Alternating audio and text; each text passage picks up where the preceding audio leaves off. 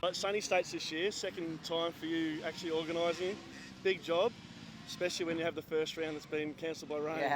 Yeah, Shell Advance jumped on board again. So the series was set to kick off 2 weekends ago, but unfortunately the wet weather, as we all know, for Coolum, and it just flooded the place. So, Marsha. Yeah, so.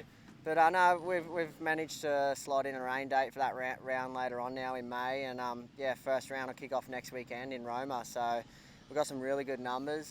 We had over 420 entries or something like that. So numbers were great, and it's shaping up to be a good year again. Yeah, it was almost a dead series, the beginning of last year. You revived it. Now, can you see your work paying off? Growing and getting a bit bigger, obviously. Yeah, I think so. I mean, it's gone back to the subcommittee. The motocross subcommittee is the promoters of it this year, and those guys are all trying really hard to bring the sport back and make the racing, the events better. So without those guys, and all the decisions everyone's been making together, it wouldn't be anywhere near as good as what it is. So it's definitely going in the right direction anyway, and people are starting to support it. We've added a 125 class this year, and surprisingly we got a fair few entries for that. I think people are pretty pumped on that. We're going to have some fun at these events, and that's going to bring that to the events, and it's going to be good. Mate, is the 125 class the reason why you thought you'd jump back on, have a crack? Yeah, well, I didn't really have any intentions, but then after talking to Husqvarna and the guys there, and they kind of threw the idea around, and that's what we ended up coming up with. So, which is all I want to do. I want to get out there and have some fun. Obviously, every time I get on the track, I still want to win. I'm pretty competitive like that, competitive at everything we do. So I'm really looking forward to it.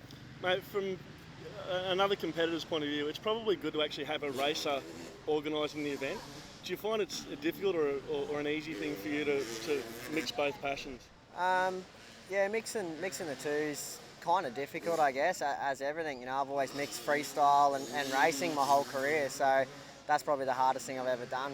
But running, like coordinating the event side of things. Everyone chips in. The race secretary does a massive job, so I try and help her out as much as I can as well. And it's definitely, you got to juggle a lot of stuff, but I've got a few people offsiders helping me as well with it. So it's kind of, it works. All right, second round, which is now the first round, Roma. How's things shaping up for the first round? Obviously all the entries from round one got transferred over to round two, unless you for some reason couldn't make that. So I think numbers are still really good, and the Roma club up there, they always do an awesome job on the track. I personally can't wait to ride it. Last year I was spewing I didn't have a bike there, the ruts and everything, and the tacky track, it looked unreal. So the track's not going to disappoint, and hopefully everyone makes a trip.